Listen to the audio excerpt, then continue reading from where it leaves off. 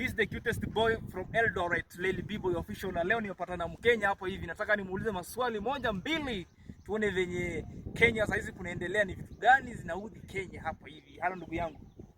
Nzuri sana. Waitwa nani? Mimi naitwa David.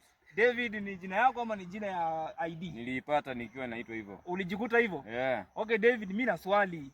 Sijui kama uko tayari naweza kuuliza swali. Niko tayari. Okay David, ni kitu gani ambacho kinakuudhi sana hapa Kenya?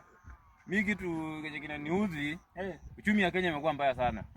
Mpaka sasa hivi wanawake wanavaa tera na kinyaza ya Manchester. Kwanza ya Mbeumo.